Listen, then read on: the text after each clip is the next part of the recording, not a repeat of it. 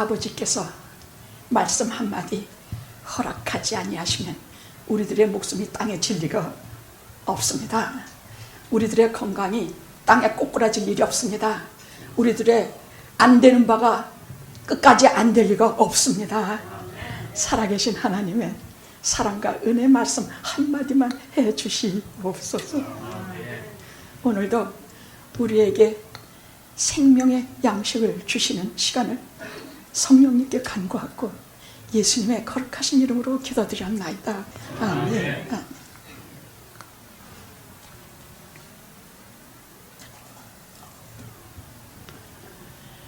저는 요즘 우리 사랑의 공동체 영화가 있음을 정말 감사해요. 어찌 그렇게 한 분 한 분 소중하고 귀한지 말씀으로 쉽게 딱 끼워서 한결같이 아름답습니다. 지난주일은 우리가 그저 연약한 믿음도 있고 또 모자란 믿음도 있고 뭐 있는 줄 알았더니 백절불굴의 신앙, 어디에도 꺾이지 않은 믿음에 관해서 우리 가슴 깊은 곳에 담아두시는 은혜를 지난주에는 우리가 받았습니다. 그런 걸 듣고 배우지 않으면 우리는 속상한 일 생기면 원망하고 뭘 어디로 어떻게 지향해 가는지도 모르면서 반은 반항하고 반은 믿는 척하면서 살아가게 되기 때문입니다. 제 말이 잘 들립니까? 이제 그런 것을 우리가 배우고 알았으니 그렇게 가겠습니다. 그렇게 가도록 여러분이 자신들을 믿음으로 채찍질하며 걸어가시기를 간절히 기도합니다. 오늘은 사순절 첫 주일인 것만큼 싫어도 가룟 유다에 대해서 좀 해야 되겠습니다. 성경이 여러분 예수님의 십자가 구속 사건을 보면요, 굳이 가룟 유다가 등장할 이유가 없을 것 같아요. 그냥 본디오 빌라도에게 고난을 받으시고 가야바에게 형량을 받으시고 갈보리에서 죽임을 당하시는 왜 굳이 성경은 가룟 유다를 등장시켜서 그가 이런 인간으로서는 해서는 안 되는 짓을 하도록 허용하게 됐을까? 그 생각을 참 많이 했습니다. 그리고 깊이 깨닫기를 성경이 단 한 자도 괜히 기록된 것은 없습니다. 모두가 다 우리의 생명의 양식을 위해서, 우리의 영원한 삶을 위해서, 우리가 이 험하고 고달픈 인생사를 살아갈 때에 어떻게 하든지 죄를 범치 않고 하나님께로 멀어지지 않기 위해서 기록된 것이 성경 말씀이죠. 가룟 유다의 의미는 무엇일까 할 때에 첫째는 지상의 교회는 영원히 가룟 유다 같은 사람이 있을 것이란 말씀입니다. 알곡과 가라지가 섞여 있어서 가라지가 얼마나 알곡을 괴롭히는지 몰라. 그래서 제가 다만 한 가지 하나님께 엎드려 감사한 것은 지금 우리 교회는 아름답습니다.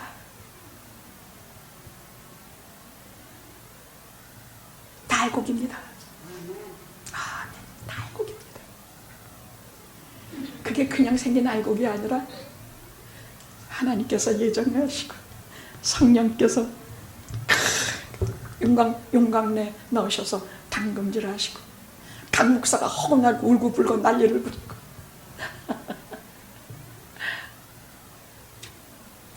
여러분이 열심히 말씀 듣고 아멘 아멘 하고 쫓아옵니다. 여러분 저보다 한 발 앞장서 가시는 것처럼 아름답게 걸어가고 계십니다. 근데 오늘은 꿈에서도 만나고 싶지 않은 가룟 유다를 좀 말씀드리겠습니다. 마음이 아프고 또 아픈데, 가룟 유다 앞에는 항상 배신자, 배교자, 또 더러운 사탄, 마귀 부하, 거긴 또 뭐라 그랬더라? 하도 뭐라고 써 있어서 멸망의 아들, 데살로니가 전서에는 멸망의 아들, 더러운 배신자. 이게 성경이 진실이 말씀하고 있는 바를 구석구석에 기록해 놓으신 것을 다 종합해 보면 그는 주님 말씀대로 태어나서는 안 되는 인간이지, 그런 생각이 듭니다.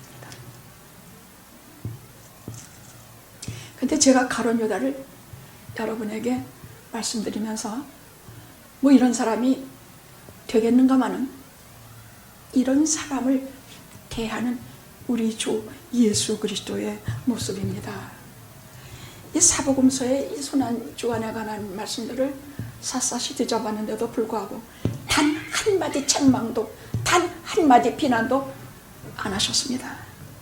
끝까지 친절하시고, 끝까지 긍휼히 여기시며, 끝까지 불쌍히 여기시고, 마음속으로 눈물을 흘리시고, 민망히 여기시고, 깊은 고통, 그 순환의 시간마다 마지막 상만찬이라든지 마지막 가시는 길이라든지 이 모든 속에서도 계속 가룟 유다를 마음에 걸려하시면서 그에게 또 말씀하시면서 회개할 기회를 몇 번이나 주셨는지 몰라요. 제가 알기로도 한 6, 7, 8번 있어요.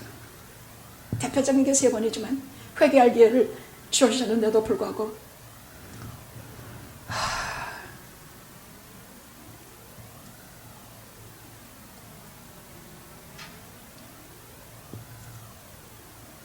그럼에도 불구하고 주님께서 마지막 십자가상의 기도는 저들의 죄를 용서하여 주시옵소서. 저들이 하는 것을 모르기 때문이니이다. 그래서 제가 우리 주님께 가룟 유다까지 보면서 느낀 결론은, 주님은 정말 끝까지 사랑하시다. 끝까지 사랑하시다. 그 말씀이 요한복음 13절에 나오거든요. 끝까지 사랑하시다. 그 누구까지?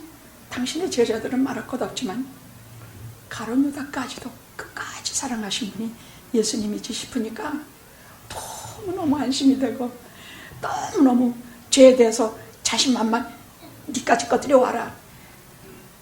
우리를 삼킬죄에도 우리를 사랑하시는 주님의 사랑에서 끊을 것이 무엇이랴? 자신만만한 게 생겼어요. 내 공로가 아니라 예수 그리스도의 사랑의 공로로 저희가 죄를 이기고 사탄을 이길 수가 있는 것입니다. 그 끝까지 사랑하신 것을 그 짧은 시간 안에 이 둔한 혀로 몇 마디만 전하겠습니다.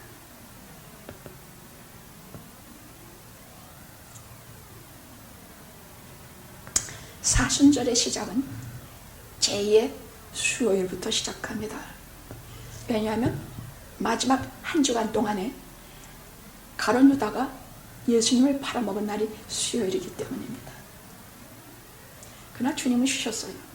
이제 내일부터 시작되는 순환의 시작을 두시고 마리아의 집에서, 나사로와 마리아의 집에서 쉬고 계신 마지막 한 주간 동안에 가장 조용한 날입니다. 그러나 그 수요일 동안에 마귀는 암암리에 날뛰고 가룟 유다를 사로잡아서 은 30냥을 받고 은밀한 가운데 주고받고 팔아먹은 날입니다. 또 동시에 베다니의 마리아가 예수님의 머리와 발에 향유를 붓고 영원히 그 비참하고 쓰라리고 배신과 악의와 마귀가 날뛰는 속에서 유일하게 참 참 향기롭게 예수님의 신앙을 우리에게 전해주고 있는 아름다운 사건이 있었던 날도 수요일입니다. 자, 제 수요일이라는 얘기는, 제라는 것이 무슨 뜻이냐면요, 꽃의 영광이 시들고 마르고 마치 흙으로 돌아가는 것처럼 인생의 허무함이 끝나고 마지막 하나님의 존전에 서게 될 때에 그 모습의 인생을 말해서 제라고 합니다. 제의 수요일은 마치 심판의 날처럼, 인생의 참회의 날처럼, 그렇게 사순절은 제의 수요일부터 시작이 됩니다. 올해는 3월 2일에서 시작해서 4월 14일에 사순절이 끝나지 싶습니다. 그때까지 참회하고 절제하고, 이번 사순절은 좀 진정한 사순절이 됐으면 참 좋겠습니다.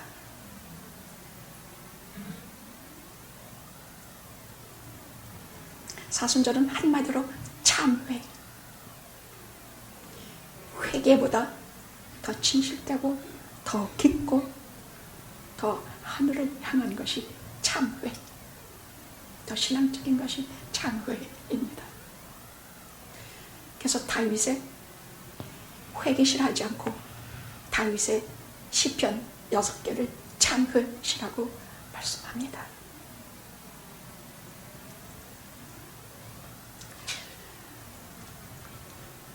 자, 주님의 고난은 언제부터 본격적이냐? 유다의 배신으로부터 시작합니다.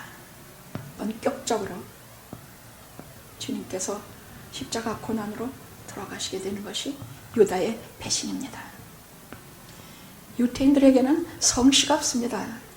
그냥 유다는 유다, 베드로는 베드로입니다. 그래서 그 사람들은 그 수많은 유다를 어떻게 분별해내느냐? 첫째는 지방, 그 사람이 있던 지방, 그래서 가롯이라고 하는 지방, 가롯 유다라고 합니다. 나사렛 예수, 예수라는 이름이 참 많았는데 나사렛에 서서 배경을 가지고 계신 예수, 이렇게 말했습니다. 또 한 가지는 아버지의 이름을 들어서 그렇게 말했습니다.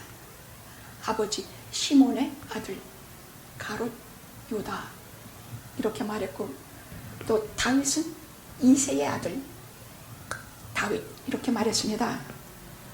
골리앗과 싸우고 돌아와서 사울왕이 기뻐서 물어본 말이 첫 말이 네 아비의 이름이 무엇이냐입니다. 내 이름이 무엇이냐가 아닙니다. 네 아비의 이름이 무엇이냐? 예, 베들레헴 사람 이새입니다. 자기가 누구라고 말하네요. 베들레헴 사람 이새입니다. 그럼 이새는 성경에서 어떻게, 마태복음에서 그 족보가 어떻게 말하고 있느냐?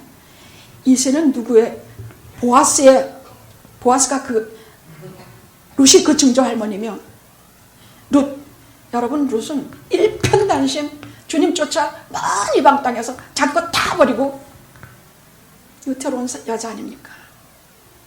이 몸이 죽고 100번 고쳐주고 백골이 진토되어 덕시라도 있고 인향난 일편단심이여 가식줄이시라.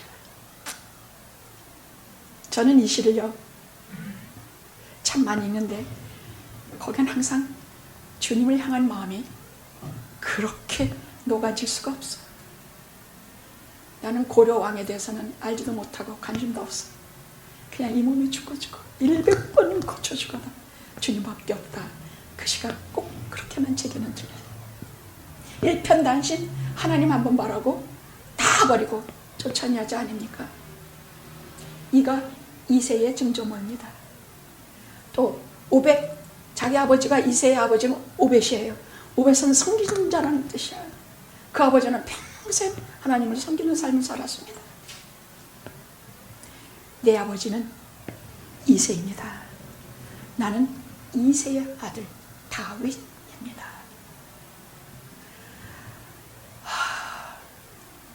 시몬의 아들 가롯을 배경 가진 유다 하면 마치 다윗이 증조모 룻의 일편단심의 사랑도 그에게는 그 인생에는 그 모든 인생에는 그것이 깔려있고 그 아버지 이새의 오벳의 섬기고 이새의 모든 가르침이 다윗을 그 신앙의 용사로 만든 것처럼 다윗은 그 아버지 시몬의 말도 안 되는 자기 스승을 은 30냥에 팔아버리는 그러한 교육을 받고 자라난 그런 뜻이라는 얘기입니다.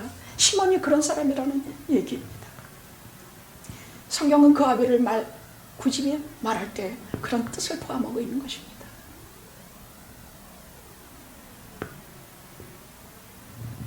우리의 부모는 누구입니까? 우리는 영적으로 새로운 생명의 족보를 가진 사람들입니다. 우리의 영적인 부모는 내게 믿음을 가르쳐준 사람입니다. 내 자식은 내 믿음을 계승한 사람입니다.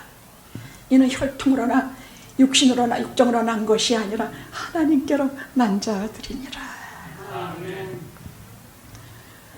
제 육신의 부모는 누구누구입니다마는 제 영의 부모님은 누구누구입니다. 이렇게 말씀하셔서 여러분이 혈통이나 육정으로 난 사람들이 아니라 하나님께서 난 자녀들임을 여러분이 스스로 증거하십시오. 아멘. 빛나는 생애를 사십시오. 더럽고 치욕적이고 죄 많은 인생은 살지 마십시오. 가룟 유다 하나로 충분합니다. 그는 하나님을 팔아먹은 사람이요, 그는 이 땅이 그렇게도 고대하던 메시아를 팔아먹은 인간이요, 인간으로서도 자기 스승이나 자기 부모나 자기 승관을 팔아먹은 자는 사람으로 치지 않은 이 세상에서 그는 자그만치 우리의 구세주를 팔아먹은 자입니다. 나는 가룟 유다에 대해서 조금이라도 좋은 말을 하고 그 사람을 이해하는 척하는 자유주의 신학자들 도저히 용납할 수가 없습니다. 갖다 붙여도 저는 듣지 않습니다. 그는 멸망할 마귀의 자식입니다.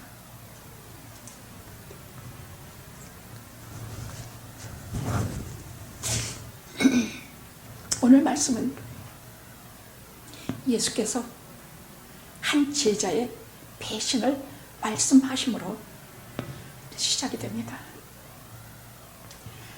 그런데 끝내 그 배신자가 가룟 유다란 말씀을 안 하세요. 오늘 쭉 보십시오. 계속 그렇습니다. 굉장히 간접적으로 오직 가룟 유다만 알아듣게 말씀하십니다. 그건 왜 그런지 알겠죠? 예수님은 이런 죄인에게도 그다지도 인격적이고 그다지도 긍휼히 여기시고 그다지도 사랑을 끝까지 베푸신 이유 때문입니다. 사랑은 무례하지 않습니다. 사랑은 불의한 것이 아닙니다.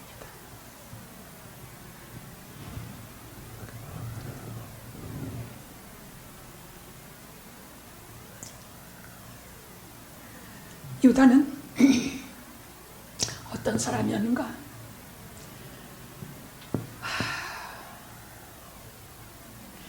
그는 요한복음 6장에 보면 내 살을 먹고 내 피를 마시는 자는 야 어렵다, 저게 다 무슨 말이냐, 그리고 다 따르던 사람들이 가버렸다고 돼 있거든요. 너희도 가려느냐? 영생의 말씀이 주께 있사온데 저희가 어디로 가오리까? 참 기막힌 말씀을 하지 않았습니까? 근데 그때도 가룟 유다, 그때도 저도 안 떠났어요. 다 가버렸는데도 가룟 유다 안 떠났습니다. 또 예수님이 가시는 곳에는 수많은 병자를 일으키고 수많은 복음을 전하며 그 옆에서 다 보고 자기도 그 능력과 주님께서 주신 권능으로 행사하기도 했던 사람이에요. 가장 예수님 곁에서 12제자 중에 하나라고 하면 말할 필요 없어요. 3년을 같이 먹고 같이 자고 같은 돈 쓰고 같이 12명을 다 옆에서 듣고 본 자야. 게다가 머리도 명석하고 뛰어나서 돈꾀를 맡은 자라고 되어 있어요. 근데 그는 항상 거기서 도둑질했다고 되어 있어요. 아주 머리도 얼마나 똑똑한지 돈도 많이 안 훔쳐, 조금 훔쳐서 거기다 얼른 안 보이게 슬금슬금 다 덮어버려. 이런 식으로 도둑질한 자라고 성경은 몇 군데서 기록하고 있어요. 저는 우리 인간의 물리적인 죄 중에서 가장 기본이 거짓말과 도둑질이라고 생각을 해요. 그래서 제가 시간만 나면 얘기하죠. 거짓말하지들 마십시오. 거짓말이 너무 암투단. 이거는 이런 거짓말은 물론 거짓말 안 할 수는 없더라고요. 살다 보니까 아무래도 조금씩은 하게 되더라. 정말 많이 속상해 죽겠어 지금.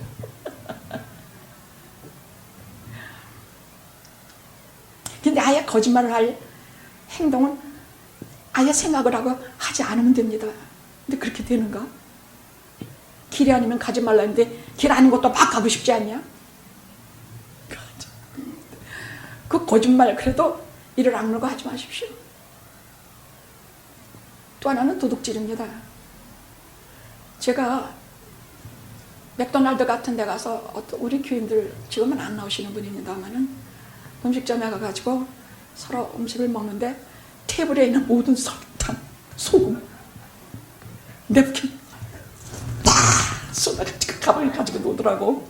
정말 달고 난지 뭔지는 뭐 김치할 때 좋을 테나 뭐 어쨌거나 아주 한 개도 안 내는 깡그리 집어넣더라고.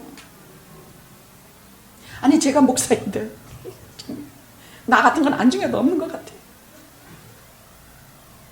어떤 년은 그냥 목사님 은혜 많이 받고요. 제가요 어쩌고 저쩌고 하면서 내 앞에서 맥주 한잔 시켜가지고 먹더라고. 그게 얼마나 목사한테 신뢰가 되는지도 몰라. 야, 그거 치워. 제가 가만히 있겠습니까? 와, 왜요? 뭐 시원하게 한잔 마시죠. 야, 제3자가 보다 치자. 그 목사님이 너하고 앉아가지고 맥주 마신다 그래. 얼마나 많은 사람을 실망해 떨어뜨리겠냐?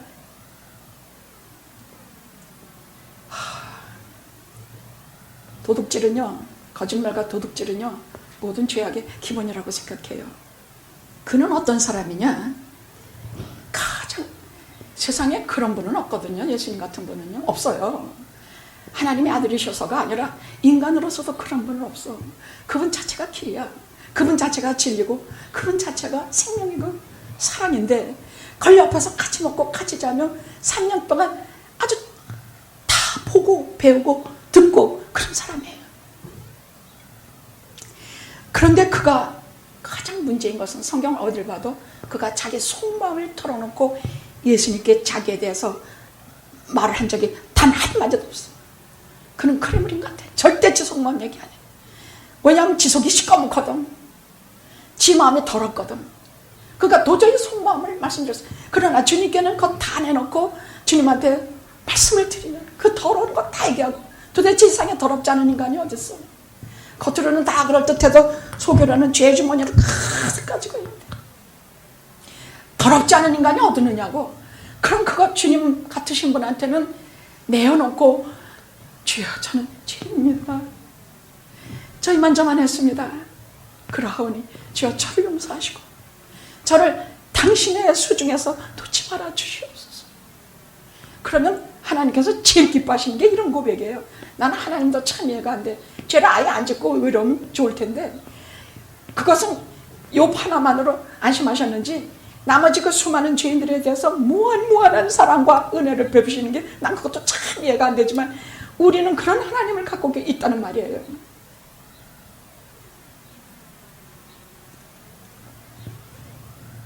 한 번도 자기 속을 내놓고 주님께 말씀드린 적이 없어.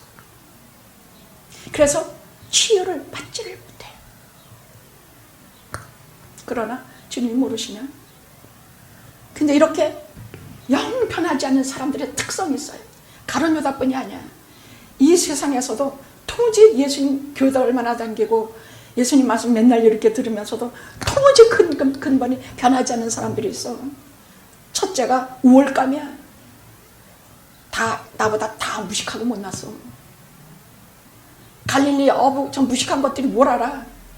예수님도 나사렛에 무슨 선한 것이나 그리고 멸시하고 있었는지도 몰라요. 우월감이에요. 좀 지성적인 사람들이 주로 그래요. 이어령 씨가 얼마 전에 작고하셨는데 저희 교수님이셨어요. 어찌나 말을 잘하고 어찌나 유식한지 제가 대학 다닐 때 그 사람을 가만히 보면서 저 사람은 과연 예수를 믿을까? 도무지 예수 믿을 사람 같지도 않았어요. 근데 그는 결국 예수를 믿더라고요. 진짜 지식인은 예수 믿어요. 그냥 적당 지식인이 예수 안 믿지 진짜 지식인이 되면 예수를 믿게 돼 있어. 왜? 지가 얼마나 무능한 인간인지 뼈저리게 느끼게 되니까.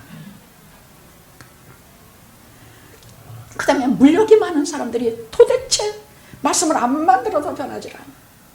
물욕, 욕심, 더구나 편견. 자기는 예수 그리스도에 대해서 예수님의 발짓끝 하나 발톱 하나 알지도 못하면서 예수님에 대해서 이상한 편견을 갖고 있어. 기독교에 대해서 이상한 편견을 갖고 있어. 예수님께서 오늘 말씀하실 때 기가 막혀 이런 말씀을 하세요.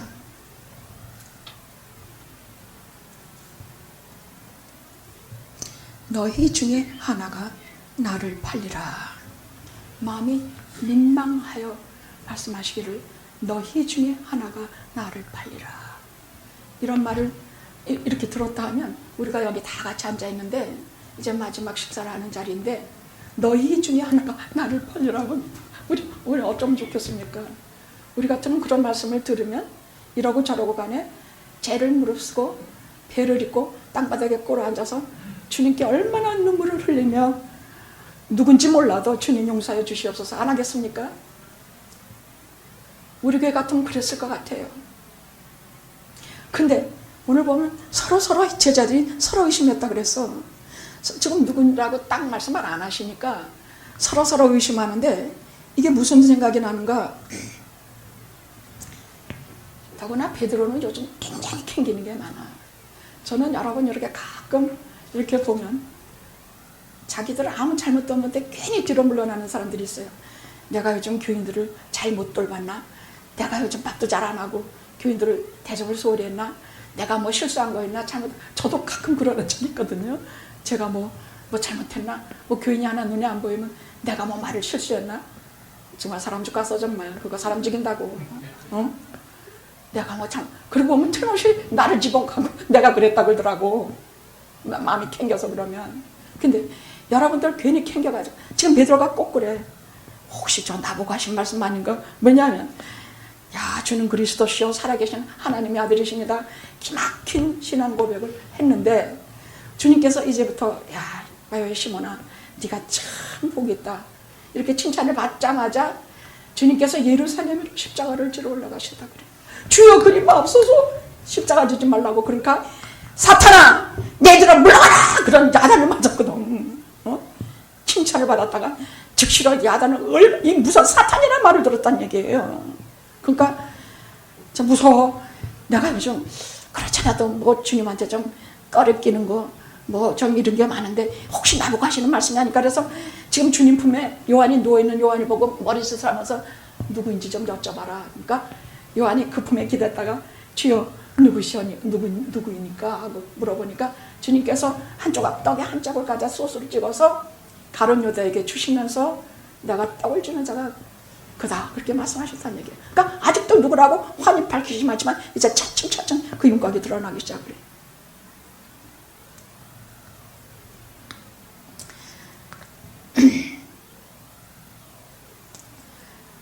가룟 유다도 처음부터 무슨 예수님 팔아먹을 생각한 건 아니에요. 그게 쉬운 일입니까? 우리가 좀 어떻게 살다가 누구를 좀 배신하거나 좀 그런 일들은 좀 있어요. 본의 아니게도 하고 본의 있게도 하고 그렇게 하는 일이 있지만 배신해서 자기 스승과 자기 부모와 같은 그 일을 팔아먹는 일까지는 우리 같은 범인들은 생각을 못해요. 아무리 돈 욕심이 있고 아무리 내가 지금 돈이 급하다 해도 자기 스승을 자기 부모와 같은 분을 팔아먹을 생각은 우리 같은 사람은 감히 하지 못해요. 근데 성경에 보면 차츰차츰 마귀가 들어가요. 차츰차츰. 처음에는 뭐 생각했냐? 가룟 유다의 마음속에 예수님을 한번 팔아먹을까? 탁 마귀가 건드려요. 마귀가 침투하는 것이 주로 이래요. 내가 이렇게 이런 짓을 좀 한번 해볼까? 그걸 빨리 말씀의 뿌리를 박은 사람들은 하나님 말씀을 가지고 사탄아 뒤로 물러가라 이렇게 하고 극복하고 나는데, 이 사람은 이런 마귀가 좋아하는 마음을 가진 사람들은요, 그 다음에 마귀가 계속 들어오도록 문을 싹 마귀에게 열어줘요. 문을 싹 열어놔. 그리고 차츰차츰 보면, 성경에 보면 마귀가 떡을 한 조각을 그가 줬을 때만 해도 아직은 그렇게 마귀의 자식이 아니에요. 근데 그 떡을 받아먹고 그가 나갔다고 했는데, 성경에는 때가 밤이라라 그렇게 말씀하고 있어요. 떡을 받아먹을 때 그때 마귀가 그 속에 들어가서 하나가 됐어요. 여러분, 마귀가 아무 마음속에는 안 들어가요. 가끔 우리가 정신이 오락가락하고 뭐 가뜩이나 아픈 사람 많은데 몸에 병이 나든 마음에 병이 나는 사람들이 있어요. 그럼 아무것도 모르고 저 사람 마귀 들린 것 같이 뭐 어쩌고 저쩌고 마귀 들린 거 아니에요. 마귀 들린 건 절대로 아니에요. 마귀 들린 사람은 지저분해요. 눈깔이 달라요. 그렇게 막말하지 말아요. 마귀 들린 것은 그건 정말 보통 문제가 아니에요. 마귀 들린 게 아니에요. 다만 정신이 조금 병이 들어서 내가 미치겠다. 우리 하루에도 수십 번씩 미칠 것 같은데 정신이 이렇게 약한 사람들이 미치지 않겠습니까? 약간 좀 정신이 약간 그런 거야. 그것뿐이지 무슨 마귀가 들어. 그런 말들 함부로들 하지 말아요. 근데 마귀가 좋아하는 마음은 있어. 어떤 마음이냐? 주님께서 광야에서 3가지 시험을 당할 때 제일 먼저 빵의 시험을 당했고, 그 다음 명예에 대해서, 그 다음엔 말하자면 예수님께서 가지고 낚시질을 하는 그 모든 것을 가지고 있는 마음은 반드시 마귀가 좋아하는 마음, 마귀가 들어가서 드디어 뿌리를 내리게 되는 마음이, 그런 마음이 따로 있다는 얘기예요. 첫째는 자기 중심적인, 자기밖에 모르는 거, 자기 중심적, 다른 사람은 하나도, 지 배, 지 욕심, 지 꼭, 아주 이기적인 사람들이 마귀가 딱 좋아하는 그런 마음이라는 얘기예요. 여러분, 가끔 보죠. 우리가 여러 사람이 있는 데서도 딱 저만 챙겨, 저밖에 몰라. 상대편에 대해서는 배려심도 없고 긍휼도 없고 자비도 없어. 저 사람이 왜 그걸 오이코패스라고 하는지 몰라. 사이코패스인가? 그 사람들의 특징은 동정이 없어요. 다른 사람의 고통과 아픔에 대해서는 전혀 무감각해. 지가 죽이는데 그 죽이는 걸 즐기고 있어. 죽어가는 모습을 즐긴단 말이에요. 그걸 사이코패스라고 그래. 그냥 살인도 아니야. 그 죽이는 거를 즐긴 거 사이코패스, 오이코패스까지 나왔더만 요즘은. 오직 자기 중심적이고 자기밖에 모르고 다른 사람의 고통이나 아픔에 대해서는 전혀 감각이 없어. 전혀 무감각이야. 마귀가 딱 좋아하는 마음이야. 둘째는 그냥 쫓아다니는 거 보면 그냥 돈밖에 모르고 명예밖에 모르고 무슨 감투. 야, 내가 지난번에 무슨 회장 자리를 그 대권을 났으니 내가 이제 조그만 마을 구석쟁이라도 가서 노인의 회장이라도 돼야 되겠다. 그러고 쫓아다니는 거를 봤구만. 오직 감투, 명예, 이거 외에는 자기 인생에 사는 맛도 끝도 없어. 세 번째는 오직 세상 것만 따라가. 세상에서 가지는 거 그냥 그것만 따라가.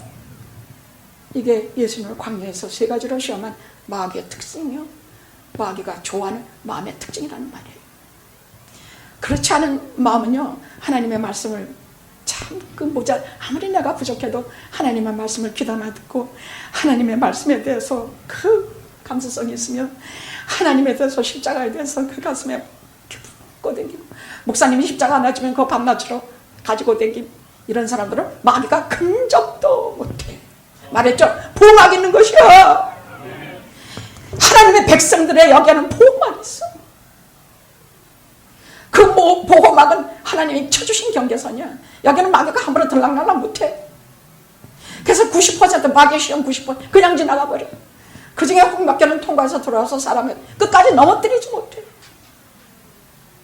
근데 마귀가 아예 뿌리를 내리고 좋아하는 마음은 이런 마음들이라는 얘기예요. 27절에 보면 네 할 일을 속히 하라. 이건 드디어 주님께서 가룟 유다의 모든 보호막을 거두시겠다는 얘기요. 그에게 덮어주었던 덮개를 다 내놓고 버리신다는 뜻이에요. 마귀에게 이제 안 박혀나 해도 괜찮다 하는 허용하시는 얘기라는 말이에요. 무서우신 말씀이에요. 네 할 일을 속히 하라. 가룟 유다가 할 일이 뭡니까? 하나님의 아들을 팔아먹는 짓이에요.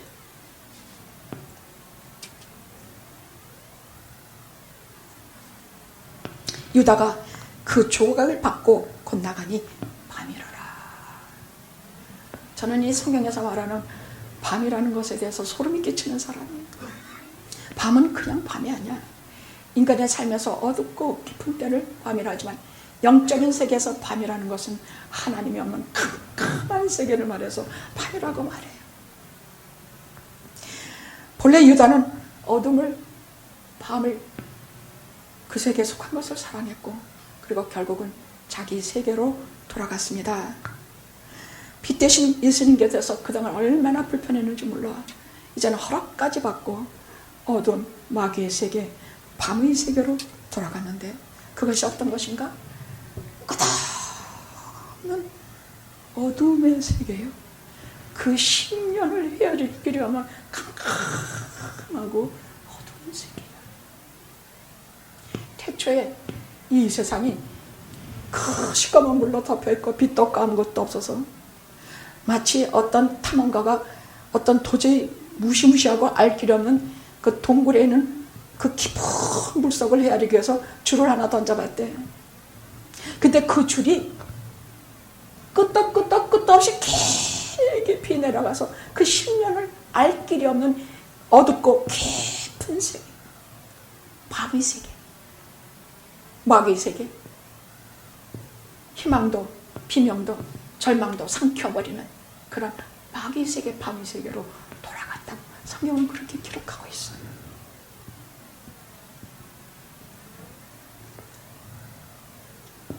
다른 복음서에는 그가 나간 후에 그때부터 악의 세대라고 말하고 있어요. 그가 떡조각을 받고 나간 그때부터 이 세상은 예수님이 부활하시기 전날까지 악이 날뛰고 파헤치고 오직 악만이 존재하는 그런 시기라고 말씀하고 계세요. 베드로가 그래서 실족한 것이에요. 자기가 그렇게 예수님 따라가면서 자기가 다 줄을 버릴지라도 내가 줄을 버리지 않겠나이다. 물론 마음 진짜 그래요. 그는 정말 주님 사랑했으니까요. 저는 가룟 유다가 주님을 사랑한 마음이 없었던 사람으로 알아요. 최소한 요만큼 1%라도 주님을 사랑하는 마음이 있는 사람이라면 가룟 유다 같이 팔아먹지까지 못해요. 베드로는 다만 진짜 그 1%의 주님에 대한 사랑이지만 그건 진짜를 갖고 있었는데 그가 실족한 이유는 그때가 악이 파친 오직 악만이 날뛰는 그것을 간과했다는 얘기예요. 그때는 가만히 있어야 돼. 악이 밝힐 때는 가만히 있어야 돼. 어딜 돌아다니게. 악이 판치고 있을 때에 뭣도 모르고 예수님 따라서 한 번 실수했으면 그냥 곧바로 단념하고 너 예수님 패거리지? 그럼 왜 두 번, 세 번 또 실수했느냐? 그래도 주님 먼저 고통당하는 게 마음 아파서 주님 먼저 계속 그까지 또 따라 들어가면서 가야바야 안들까지 따라 들어가면서 그냥 주님 놓치지 못하고 줄레 따라가다가 두 번, 세 번 또 실수한 것이에요. 그때는 악이 판치는 시간. 그때는 가만히 있어요. 그래도 하나 거기서 그 악이 날뛰고 모든 사람이 예수님에게 침뱉고 막 예수님을 정말 죽이려고 사탄이 막 악랄하게 날뛰는 시간에도 하나 베드로가 그 실수하는 순간에도 계속 주님의 눈은 베드로를 향해 있었다는 사실이야. 그 눈은 오직 사랑하는 자를 걱정하는 마음. 저놈이 저렇게 3번이나 부인하고 나서 어떻게 될까? 아닌 게 아니라 닭이 3번 울기 전에 네가 나를 부인하리라. 진짜 통곡했다고 돼 있어요. 통곡했다.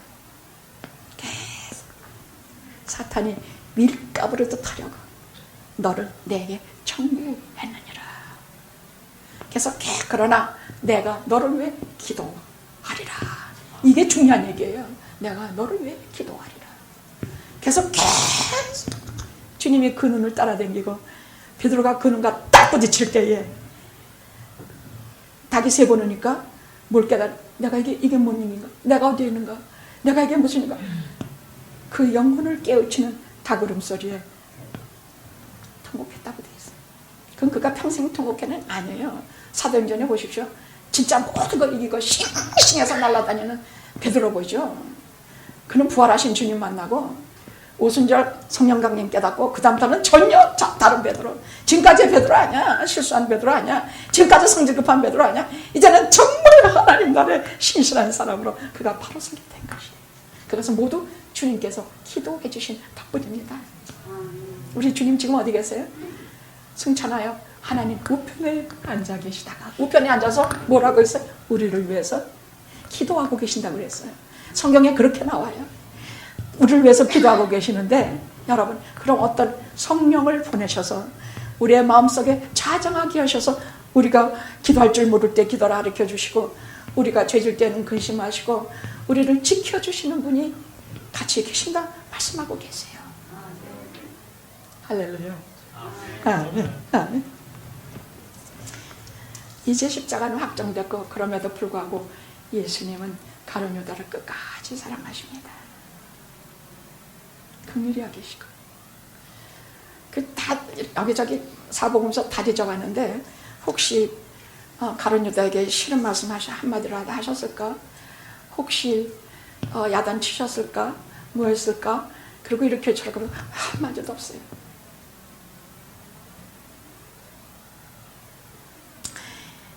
그 다음에 오늘 본문에 죄인에 대한 예수님의 사랑 얘기가 48절 누가복음 22장에 나옵니다. 죄인에 대한 예수님의 사랑, 바로 끝까지 사랑하실 것, 이것이 사랑의 승리입니다. 십자가의 승리입니다. 아버지여, 저들이 하는 것을 모르고 죄를 지었나이다. 저들을 사하여 주옵소서. 이것이 사랑의 승리입니다.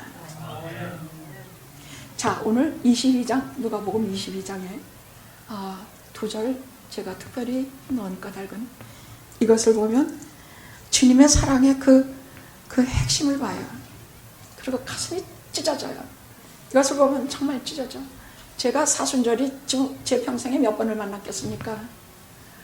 그때마다 중생하고 나서 사순절은 제가 적당히 넘겨본 적이 없습니다만 사순절은 늘 이렇게 영혼이 꽉 눌리면서 상당히 침울하게 사순절을 지냈어요. 그래서 부활절 아침을 만나면 살 것 같아. 그래서 부활절 아침에는 그냥 기쁜 마음으로 사순절이 끝나면 막 토요일까지가 사순절이죠.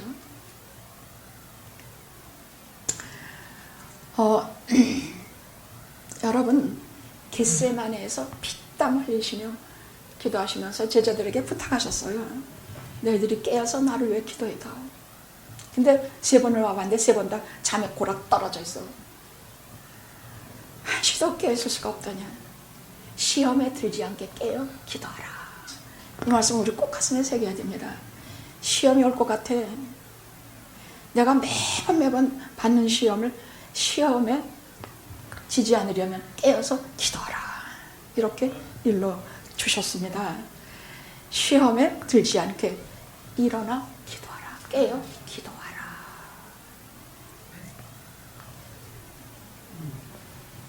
오늘 거기 누가복음 22장에 오면요, 그렇게 기도 후에 일어나셔서 보니까 한 무리에 당신을 체포하러 오는 무리가 딱 불을 밝히고 오는데 그 제일 앞장선 게 가룟 유다예요. 오늘 보십시오. 말씀하실 때 한 무리가 오는데 12 중에 하나인 유다라. 그는 자기가 그들의 앞에 서서 그들 앞에 서서 와서 뭐라 그러느냐. 그 다음 보십시오. 예수께 입을 맞추려고 가까이 하는지라 예수께서 이르시되 유다야 네가 입맞춤으로 인자를 파느냐. 저는 이 구절을 볼 때마다 가슴이 후벼 아파. 다른 복음서에 보면 친구여 네가 무엇을 하려고 왔는지 행하라 그렇게 말씀하세요. 친구여 네가 무엇을 하려고 했는지 행하라. 유다야 네가 입맞춤으로 인자를 파느냐. 나의 돈깨를 맡았던 내 심장부 같은 네가 나를 배반하느냐.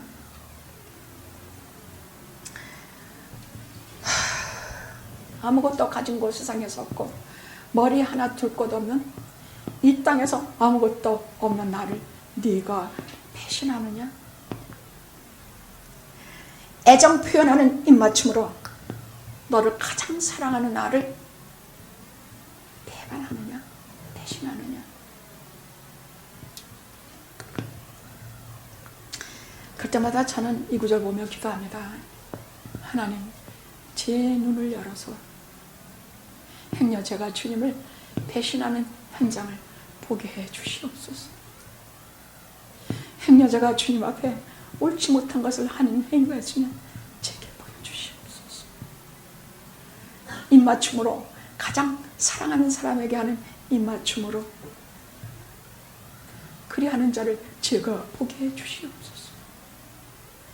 그가 박은 예수님의 손과 발을 보게 해 주시옵소서. 가는 마다 현장에서 붙잡힌 여자의 절망적인 눈빛을 바라보는 여자여 정죄할 자가 없느냐. 없나이다. 나도 너를 정죄하지 않으니 가서 다시는 죄를 범치 말라. 그 음성을 친히 이 귀에 들려주시옵소서. 그리하여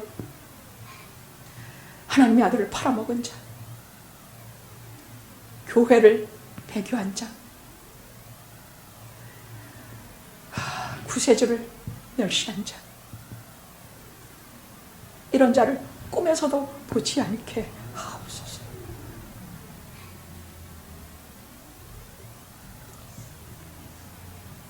회개할 수 있는 기회는 3번 있었습니다. 첫 번째는 그 떡 한 자국을 그에게 줄 때 주님께서 말씀하시는 것은 이제 회개할 기회를 주신다는 뜻이야. 회개 기회 안 주면 딱 말씀을 끊으시고 버리세요. 끝이에요. 근데 계속 말씀을 하신다는 얘기는 회개할 기회를 주는 것이고, 두 번째 회개의 기회는 바로 오늘 이 시기장에 네가 입맞춤으로 나를 배반하느냐. 그러면 웬만한 죄인 같으면요 무릎 꿇고 바닥에 엎드려서 자기 속을 다 뒤집어서 알고 계시니까 무릎 꿇고 저 불쌍히 여겨주세요. 정말 여러분 진짜 간절히 기도할 때는요 딴 말 하나도 안 나더라고요. 저 좀 불쌍히 여겨주세요. 뭐 용서해주세요 도도 안 나. 저 좀 불쌍히 여겨주세요. 저 인간 같지 않은 건데 주님 좀 그냥 불쌍히 여겨주세요. 우리가 그런 기도를 얼마나 해야 하나님 나라 가게 될까? 얼마나 많은 날은 주님 저 좀 불쌍히 여겨주세요. 그래도 그런 기도하는 자는 복이 있습니다. 참 복이 있습니다. 세 번째 마지막의 기회는요, 은삼신양을 몰래 받았다가 갔다가 진짜 이렇게 하는 걸 봤거든요. 주님 막 신문당하고 뭐 하는 거. 사람은 죄 뉘우치는 것이 일이 다 일어난다면 사형대를 보고 나서 죄 뉘우쳐봤자 소용없어. 그걸 도로 성소에 갖다 던지면서 도로 그 뭐 다시 예수님 내줄 거야 뭐야. 그러니까 결국 양심의 가책에 못 이겨서 뉘우치고, 회개가 아니에요. 뉘우치는 것이야. 뉘우치고 가서 목매달아 자살해버려서 그 창자가 터져서 거기에 이렇게 피밭이라고 해. 지금도 그 밭을. 그리고 죽어버리고 말았어요. 그때도 마지막 뉘우치고, 여러분 우리가 뉘우치면 회개한 줄 알지만 회개는 아니에요. 뉘우치는 건 그냥 인간의 방법으로 인간으로 뉘우치고 속상해하고 아유 내가 괜히 이런 짓을 했지로 끝나요. 뉘우치는 건 그런 것이야. 그딴 건 해도 소용없어. 회개라는 것은 하나님 앞에 하는 것이야. 내 죄를 하나님 앞에 자복하고 내 죄를 하나님께로부터 용서받으며 내 죄를 하나님께서 주원같이 많은 것을 다 깨끗이 씻어서 내 이름을 생명록에 기록하는 것을 회개라 그래. 그때 회개기회가 있었어. 뉘우치기만 하고 영혼은 어둠 속으로 지옥 속으로 떨어지고 말았어.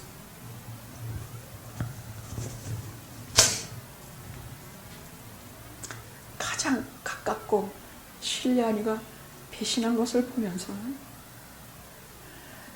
저는요 너무 몸이 아플 적엔요 십자가에서 이런 아픔과 고통을 당하셨겠지.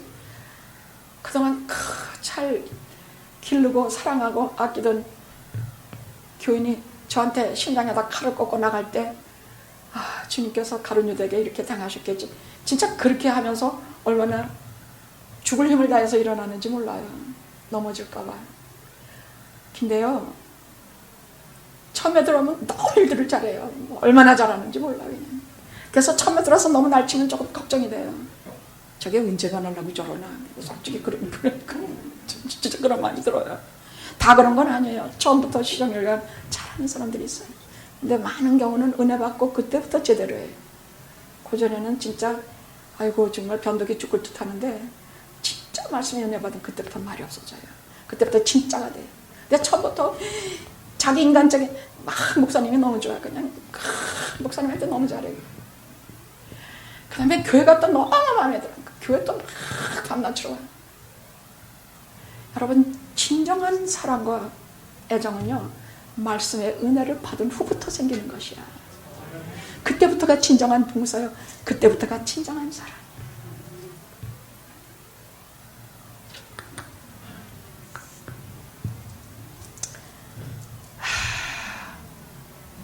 우리 잊지 말 것 있습니다.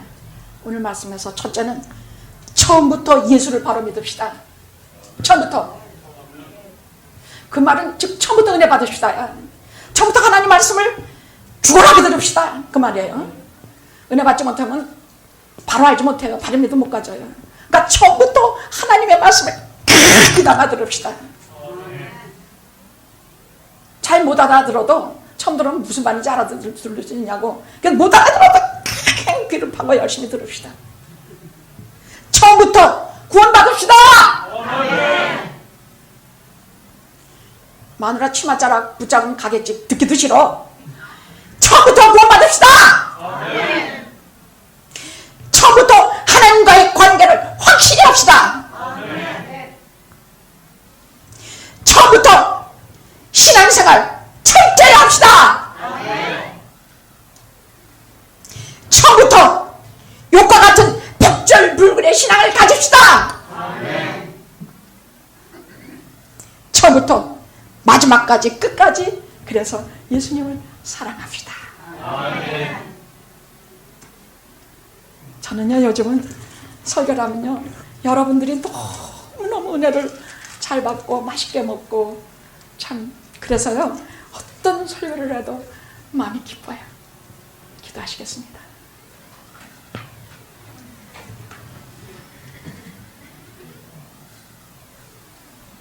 은혜 받는 순간이 처음입니다. 처음부터 바로 알고 바로 믿고 바로 구원 받게 하옵소서. 예수님 이름으로 기도드립니다. 아멘.